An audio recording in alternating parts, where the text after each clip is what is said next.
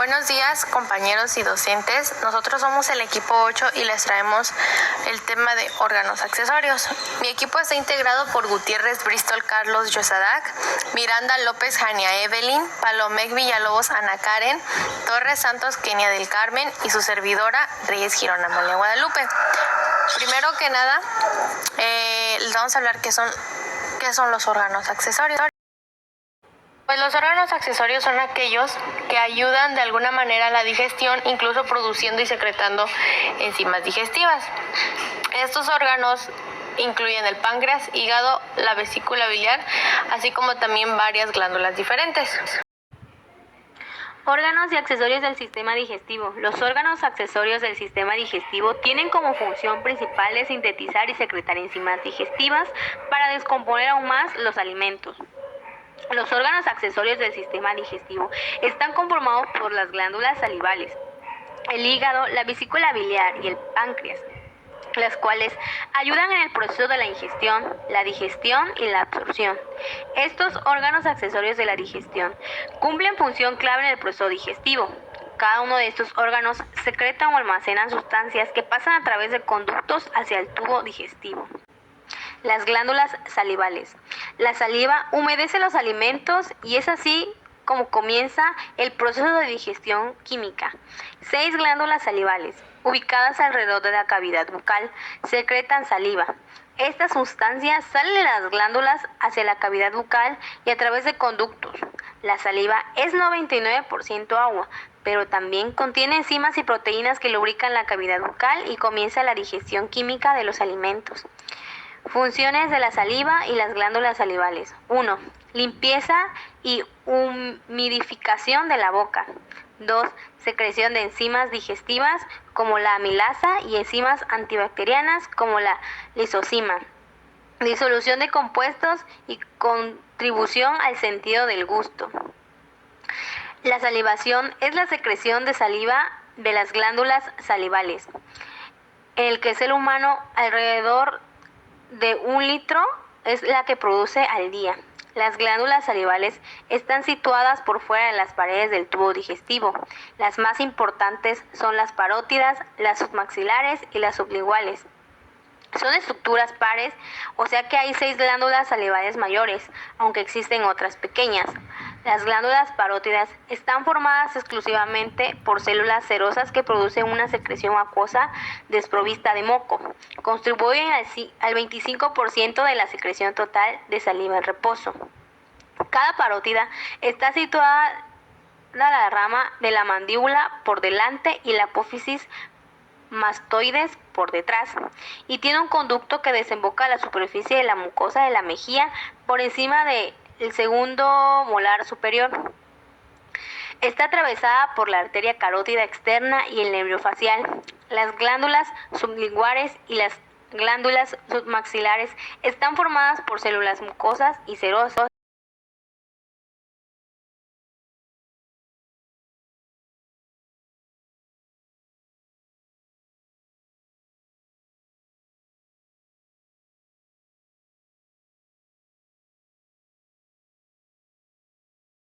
Estas situadas por debajo de la mucosa del suelo de la boca, en donde desembocan por varios conductos.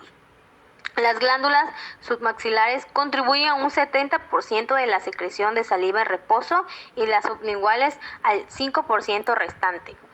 Y también conformadas por 2 conductos, los conductos de Stensen y salivar, a cada lado de la cavidad bucal. Las glándulas salivales son estructuras pares de cavidad oral que se mezclan con los alimentos masticados para formar un bolo alimenticio. El hígado es uno de los órganos más grandes del cuerpo y está produciendo bilis continuamente. Este fluido marrón amarillento ayuda a la digestión química a emulsionar la grasa en el duodeno. La bilis sale del hígado por los conductos hepáticos derecho e izquierdo hacia los conductos hepáticos comunes y hacia el intestino delgado para ayudar a la digestión y la absorción de grasa. Algunas de sus funciones son metabolismo en las proteínas, metabolismo en los lípidos, metabolismo de carbohidratos, secreción de la bilis, almacenamiento, transformación y detoxificación, protección y hematopoiesis. Vesícula biliar. La vesícula biliar almacena bilis. Desde el hígado, los nutrientes se integran en varios procesos catabólicos y se envían por todo el cuerpo. La mayor parte de la bilis que produce el hígado se almacena en la vesícula biliar. Este órgano muscular en forma de saco que reside en la superficie posterior del hígado drena su contenido hacia el árbol biliar extrahepático después de una comida rica en grasas. La función de la vesícula biliar es almacenar y concentrar la bilis, secretada por el hígado y que alcanza la vesícula a través de los conductos hepáticos y císticos, hasta ser requerida por el proceso de la digestión. Almacena la secreción biliar hasta que un estímulo adecuado causa la liberación por la contracción de su pared muscular. La secreción de la bilis por la vesícula es estimulada por la ingesta de alimentos, sobre todo cuando ésta contiene carne o grasas. En ese momento se contrae y expulsa la bilis concentrada hacia el duodeno. La bilis es un líquido de color pardo verduzco que tiene la función de emulsionar la grasa, produciendo microesferas y así facilitando la digestión y la absorción, además de favorecer los movimientos intestinales y evitando así la putrefacción. Las situaciones que retrasan u obstruyen el flujo de la bilis provocan enfermedades de vesícula biliar. Función de la bilis. La bilis tiene como función principal en facilitar la digestión y absorción de las grasas. Además, a través de la bilis se excretan el exceso de colesterol y productos de desechos del metabolismo de la hemoglobina, como la bilirrubina, además de algunos medicamentos. Si no se necesita la bilis inmediatamente para la digestión, la misma sube por un conducto cístico hasta la vesícula biliar, y ahí es donde la vesícula biliar se encarga de almacenarlo. La vesícula biliar es un saco de color verde en forma de pera que mide alrededor de 10 centímetros a 4 pulgadas de largo que almacena y concentra el exceso de bilis secretada por el hígado. La bilis es liberada por la vesícula biliar al intestino delgado según la misma sea necesaria. Páncreas. El páncreas se encuentra en el abdomen por detrás del hígado y el estómago. El páncreas es una glándula endocrina y exócrina. Las células endocrinas del páncreas producen las hormonas de insulina, sototostanina y glucagón, que vierten en la sangre. Las células exócrinas producen enzimas digestivas que van a parar al duodeno. Finalmente, el páncreas es un órgano retroperitoneal que también proporciona enzimas para la digestión. La cabeza del páncreas se encuentra dentro del asa en forma de C del duodeno. El cuerpo se extiende superolateralmente detrás del antro gástrico. La cola del páncreas termina en el hilio del vaso. El páncreas secreta un jugo gástrico, una mezcla de enzimas digestivas, agua, tampones, bicarbonatos y electrolitos producidos por las células acinares y epiteliales. El jugo pancreático drena a través del conducto pancreático principal hacia el colédoco y luego hacia el intestino delgado. Allí tampona los ácidos gástricos y degrada proteínas, grasas y carbohidratos. Principales enzimas pancreáticas. Enzima tripsina actúa sobre las proteínas y los polipéptidos. Enzima lipasa pancreática actúa sobre los triglicéridos. Enzima alfa-amilasa pancreática actúa sobre el almidón. Enzima fosfolipasa actúa sobre los fosfolípidos. Bueno, les voy a hablar sobre el peritoneo. El peritoneo es un tejido que recubre la pared abdominal y cubre la mayor parte de los órganos en el abdomen. Un líquido fluido peritoneal lubrica la superficie de este tejido. Se dice que es una membrana cerosa que tapiza la pared de la cavidad abdominal y los órganos que contiene. En la imagen podemos observar las 4 capas de un órgano hueco, donde la última corresponde al peritoneo. En esta imagen se encuentra el mesenterio, en el cómo recubre la víscera hueca. Se dice que el peritoneo es una membrana cerosa porque está compuesta por una capa de epitelio simple, plano, denominada mesotelio, y una pequeña cantidad de tejido conectivo subyacente. Es vital definir cómo el peritoneo va cubriendo la pared de la cavidad del abdomen. Hay que definir las 6 paredes de la cavidad abdominal: una pared anterior, una pared posterior, una pared superior, una pared inferior y 2 paredes laterales. En la pared anterior va a estar formado por los músculos de la pared anterolateral del abdomen, que serían el recto del abdomen y músculos piramidal y todos los oblicuos, que va a tener cierta porción en la pared anterior.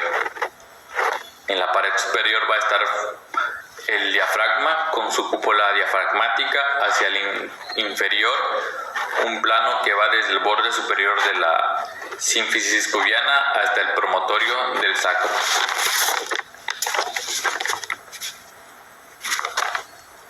En la pared posterior va a estar limitada por todo lo que queda por anterior a la apófisis costales de las vértebras lumbares y hacia los laterales por los músculos oblicuos y transversos del abdomen. El peritoneo tapiza la cavidad del abdomen. Es importante notar que el peritoneo parietal, que es el que está adosado a la cavidad abdominal, está pegado a la pared anterior del abdomen, al diafragma, pero no está pegado a la pared posterior del abdomen. Y estos lugares, el peritoneo parietal posterior se prolonga hacia las fibras, continuándose con el peritoneo. Además, el peritoneo se puede prolongar hacia inferior y desde el borde superior del pubis, de los sínfisis pubiana, hasta el promontorio, y se prolonga formando recesos. Los recesos más importantes en el hombre son aquellos fondos de saco que se forman entre el recto y la vejiga, que va a ser el receso recto vesical y el receso que forma ante o por anterior de la vejiga, que es el receso predicial. De la misma forma, en la mujer se le agrega el útero, por lo tanto vamos a tener tanto un receso rectuteriano, que comprende el fondo del saco, que por posterior va el recto y por anterior va el útero. Un receso vesicuterino, que va desde la vejiga hasta el útero, y de nuevo el receso prevesical. Sin embargo, si ahora explicamos las formaciones peritoneales o cómo este peritoneo envuelve a la víscera de diferente forma, nos vamos a encontrar en estas figuras que aparecen a continuación en pantalla. En el A, que sería un órgano peritonizado, como pueden ser el intestino delgado, tal como se muestra en la imagen. Sin embargo, en la imagen B, uno ve un órgano que está parcialmente peritonizado, como puede ser el colon ascendente o el colon descendente, que solo tienen en una pared adosado el peritoneo. Sin embargo, hay que comentar un caso en particular, que es el caso del ovario. Como lo observamos en la pantalla, es un órgano intraperitoneal que va a estar contenido en la cavidad peritoneal. Los órganos retroperitoneales que va a estar por detrás del peritoneo, como son los riñones y los grandes vasos con los uretres. Aquí tenemos esta pequeña tabla a modo de gran resumen. Los órganos peritonizados, los parcialmente peritonizados, los retroperitoneal primarios, que este es un órgano que se origina siempre por detrás del peritoneo, va a ser un retroperitoneal primario, y aquel órgano que se origina dentro de un meso, pero a lo largo de la embriología se desplaza hacia posterior del peritoneo, tal cual es el páncreas, el duodeno, es un órgano retroperitoneal secundario. Así como el peritonizados, tenemos al estómago, a los vasos, intestino delgado, al ciego, apéndices, al colon transverso y sigmoide. A los parcialmente peritonizados tenemos al hígado, al colon ascendente, al colon descendente y al recto. A los retroperitoneales primarios tenemos a los riñones, a las glándulas suprarrenales, a los uretres, a grandes vasos, y a los retroperitoneales secundarios tenemos al páncreas, al duodeno, al ducto colecdoco, y intraperitoneales al ovario. Un meso formaciones peritoneales vamos a tener dos hojas que continúan estructuras a modo general que se va a encontrar a lo largo del cuerpo, que sería el meso, ligamentos, omentos. Además es importante por los mesos también forman pequeñas básculas nerviosas. Sin embargo, en los ligamentos tienen una estructura similar a los mesos, pero además se le agrega que al unir a una víscera o un órgano con un órgano, pero no poseen una raíz vasculonerviosa. Un momento va a estar compuesta por dos hojas que relacionan una víscera con una víscera. La fase de coalescencia es cuando un meso se aplica sobre el peritoneo parietal y esta hoja se une, formando una estructura fibrosa. Recordemos que el peritoneo es una membrana serosa que tapiza la pared de la cavidad abdominal y a los órganos que contiene. Que el peritoneo se subdivide en diversas regiones, tales como la región supramesocólica, que va a hacer todo lo que queda superior al colon transverso, e inframesocólica, que va a hacer todo lo que queda hacia el inferior.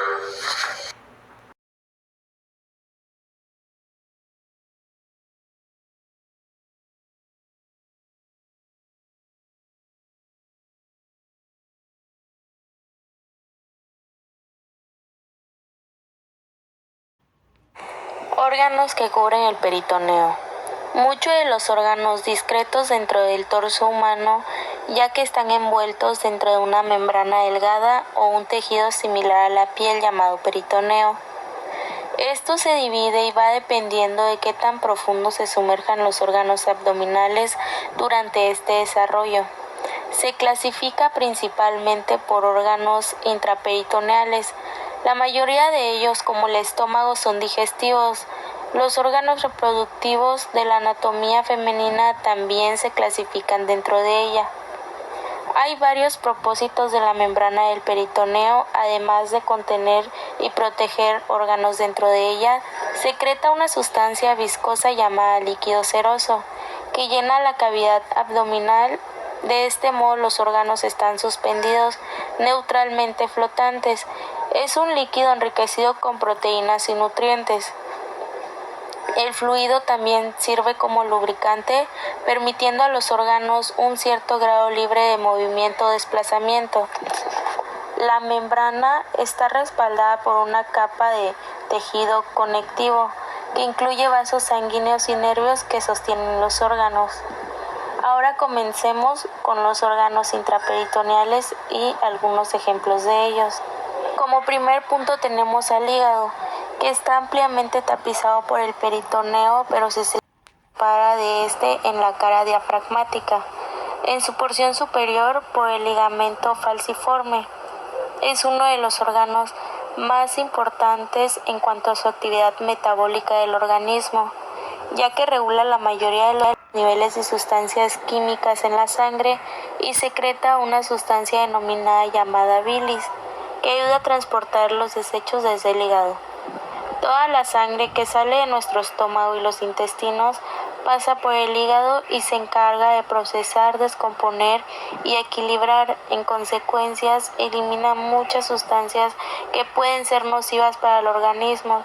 También crea nutrientes y metaboliza los medicamentos para que el cuerpo pueda usarlos sin que resulten tóxicos. Continuando con el vaso, que están sujetos por bandas fibrosas al peritoneo y es un órgano que forma parte del sistema linfático. El vaso produce linfocitos, filtra la sangre y almacena las células sanguíneas, sobre todo destruye las células sanguíneas viejas. Está localizado en el lado izquierdo del abdomen, muy cerca del estómago. El estómago también forma parte de esta. Aquí hablaremos de la función del peritoneo, que es dar sostén y fijar al estómago a la pared abdominal y a otros órganos. El aumento mayor, parte de la curvatura mayor gástrica, une al estómago con el vaso, el colon transverso y el diafragma, ya que ayuda a digerir los alimentos y los mezcla con jugos digestivos, convirtiéndolos a líquido diluido. En la parte superior del duodeno, el intestino delgado está con el yeyuno, el ilion, que son órganos que cubren completamente el peritoneo. Todos ellos tienen un lugar principal para la absorción de los nutrientes de los materiales ingeridos. Se extiende desde el píloro hasta la unión ileocecal, donde el ilion se une en la primera parte del intestino grueso. La porción del colon ascendente y su unión se lleva a cabo en el ciego. La porción pilórica continúa hacia el duodeno y el ingreso del alimento en el duodeno está regulado por el píloro. Tenemos al colon transverso, que está completamente cubierto por el peritoneo, ya que conecta con el borde inferior del páncreas por un ancho pliegue de membrana. A nivel derecho se relaciona con el hígado y la vesícula biliar. A nivel izquierdo, la curvatura mayor del estómago y la porción inferior del vaso. El colon sigmoide. Este es otro órgano muy importante, ya que es la parte del intestino grueso que está después del colon descendente y antes del recto. Forma una gran curva móvil que está adherida por el doble de hoja del peritoneo. El colon sigmoideo pasa hacia abajo de la cavidad pélvica, a medida de que pasa hacia la cavidad pélvica. El mesocolon sigmoideo se hace más corto al entrar a la pelvis y termina totalmente abajo. Las paredes del colon sigmoideo son musculares, ya que se contraen para incrementar la presión en el interior del colon.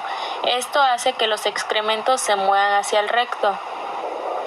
Por último, la parte superior del recto. Anatómicamente sabemos que el recto es un segmento terminal de nuestro tubo digestivo.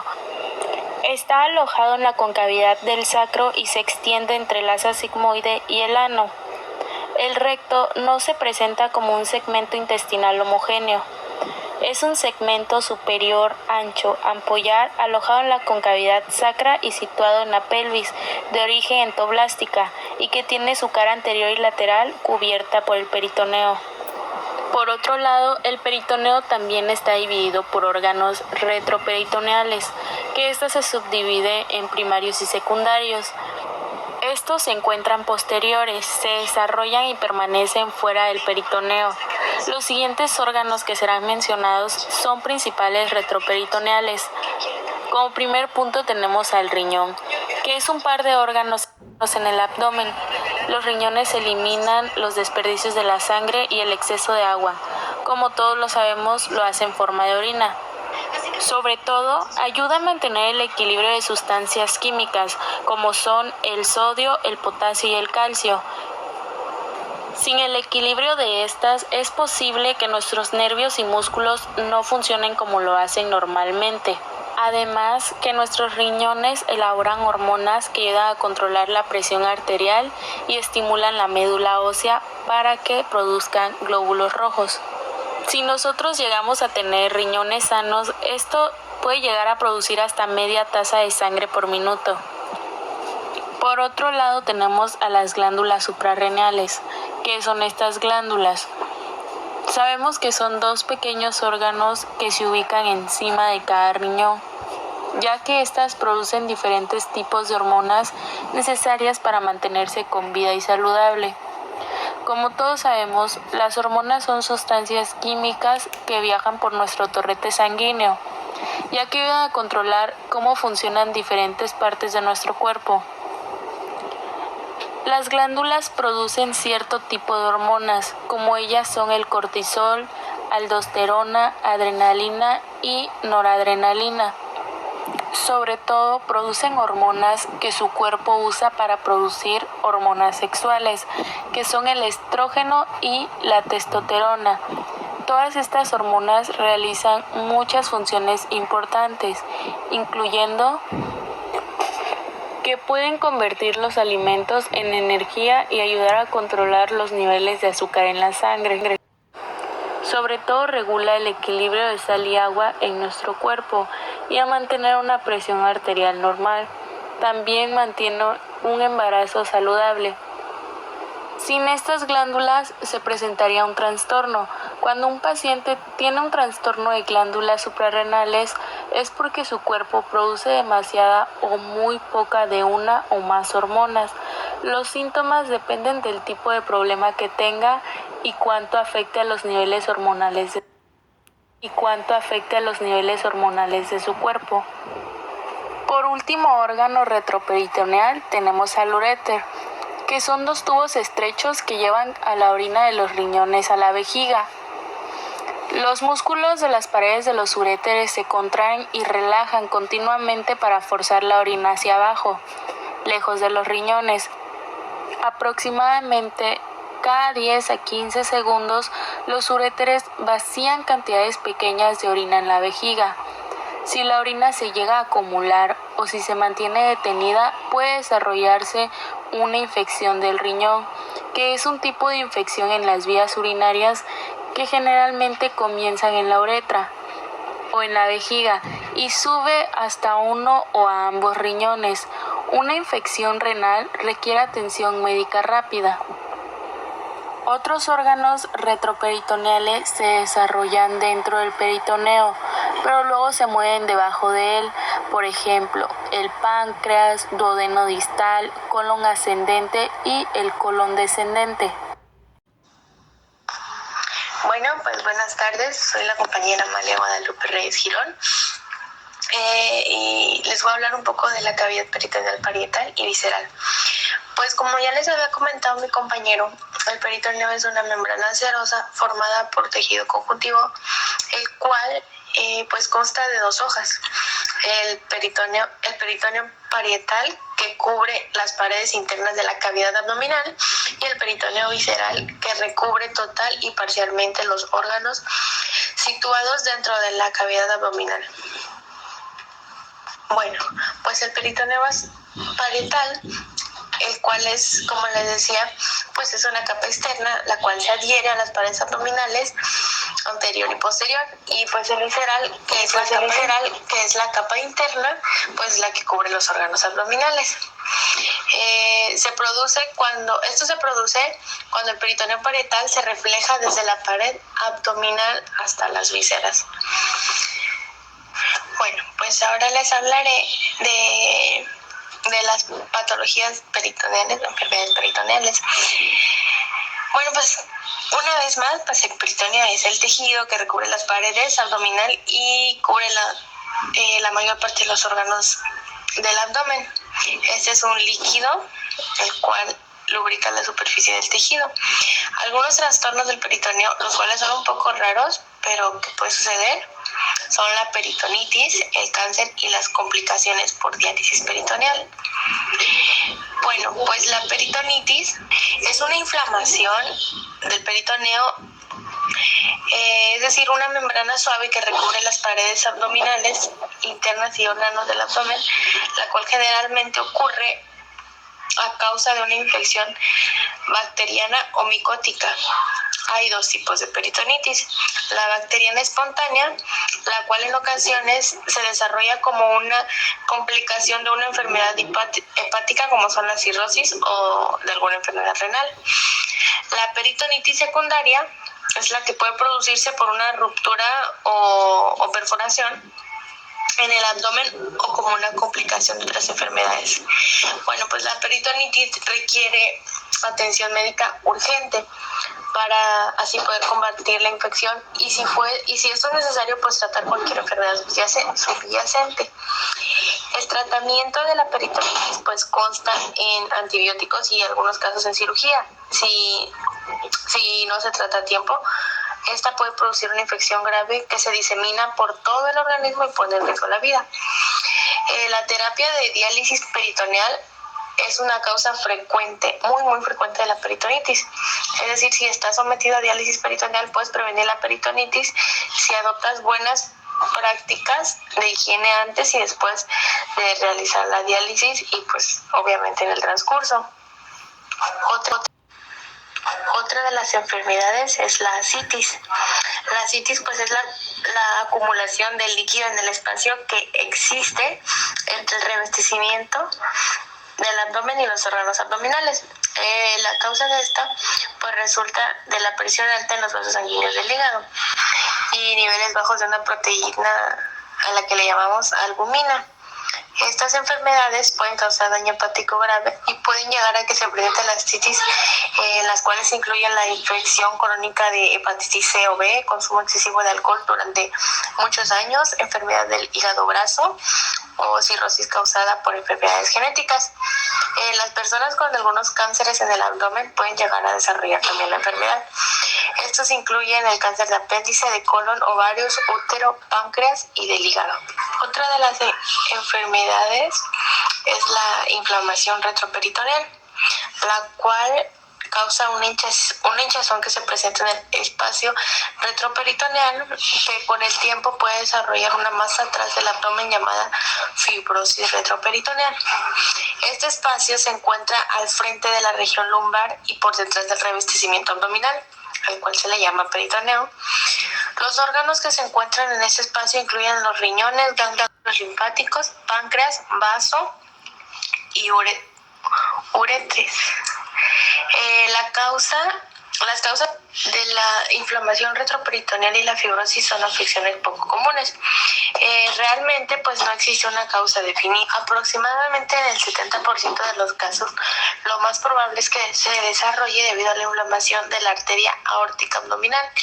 Las afecciones que pueden causarla en muy pocas ocasiones pues incluyen la radioterapia abdominal, que es necesaria para tratar el cáncer, el cáncer de vejiga, mama, colon, linfoma, próstata y sarcoma, enfermedades de Crohn, infecciones como son la tuberculosis y histoplasmosis, ciertos medicamentos como la metilcergida y cirugías de la estructura del retroperitoneo. Otra de las enfermedades es el síndrome de la arteria mesentérica superior.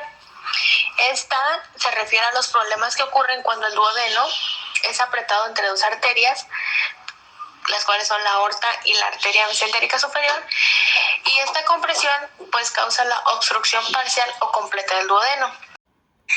Las señales y los síntomas pueden ser plenitud abdominal, hinchazón después de comida, náuseas y vómitos, y algunos calambres abdominales que mejoran al acostarse del lado izquierdo. Este síndrome ocurre más en personas delgadas o que hayan crecido muy rápido, o de igual manera que hayan perdido peso de manera rápida debido a alguna enfermedad o una cirugía. En pacientes más jóvenes ocurre con mayor frecuencia después de una cirugía para corregir la curvatura anormal de la columna llamada escoliosis. También puede ocurrir junto con la pancreatitis, úlceras pépticas y otras enfermedades inflamatorias abdominales. Esta enfermedad es importante el diagnóstico temprano para evitar complicaciones. Su tratamiento se hace para tratar la causa de enfermedad y dar nutrición adecuada, y en la mayor parte de los casos es conservador, pero en algunos casos no hay mejora de algunos síntomas y se necesita realizar la cirugía. Como les decía, lo que causa esto pues son varios factores, los cuales pueden ser la rápida pérdida de peso. Como les decía, el ángulo entre la aorta y la arteria mesentérica superior dependen en parte de la almohadilla de grasa mesentérica, por lo que la abertura del ángulo depende mucho de la cantidad de gordura del cuerpo de la persona, pues es decir, el índice de masa corporal. Otra de las causas de la cirugía para corregir escoliosis, el cual es el síndrome más común en las mujeres y hombres que son delgados y tienen entre 10 a 30 años de edad, pero en los pacientes más jóvenes ocurre con mayor frecuencia después de la cirugía correctiva de la curvatura lateral en la columna, ya que Esta cirugía alarga la columna vertebral y puede desplazar el origen de la arteria mesentérica superior y reducir el ángulo aortomesentérico. Otro de las causas son los defectos congénitos. En muy raras ocasiones hay un ligamento de Treitz más corto. Pues el ligamento de Treitz es un tejido que suspende el duodeno de su posición normal, o la arteria mesentérica superior, los cuales tienen un origen más bajo de lo normal en la aorta.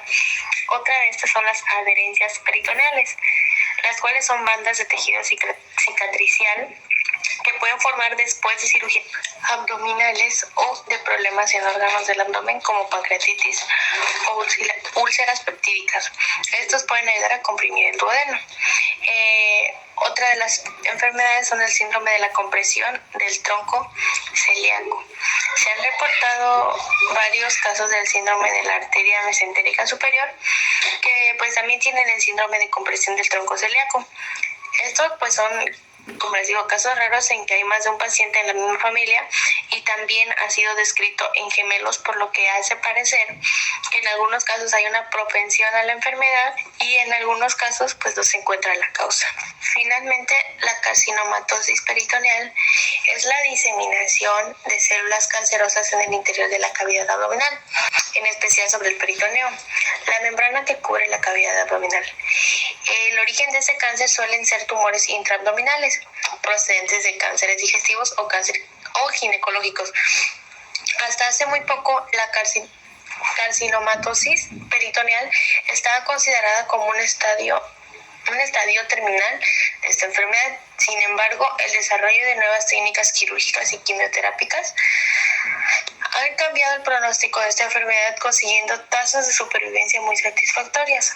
En el caso de la cirugía de citorreducción completa combinada con la quimioterapia hipertérmica intraperitoneal, con el objetivo de conseguir una resección macroscópica de la enfermedad. Existen diversos estudios que demuestran el gran aumento de la supervivencia de los pacientes con carcinomatosis peritoneal, los cuales son sometidos a la combinación de una cirugía citorreductora completa con la técnica del IPEC. Peritoneo visceral. Estas son capas de tejido que revisten la superficie exterior de la mayoría de los órganos del abdomen, inclusive los intestinos. Los órganos intraperitoneales están completamente envueltos por el peritoneo visceral. Estos órganos son el hígado, el vaso, el estómago, la parte superior del duodeno, el yeyuno, el ileón, el colon transverso, el colon sigmoide y la parte superior del recto. Sus funciones primarias son las de aportar movilidad a los órganos que se le encuentran en la dicha cavidad abdominal, proteger los órganos contra organismos y actuar como aislante térmico. La carcinomatosis peritoneal es la diseminación intraabdominal de un tumor a través del peritoneo. Bueno, compañeros, esto sería todo. Muchísimas gracias por su atención. Esperamos que el tema se haya podido comprender.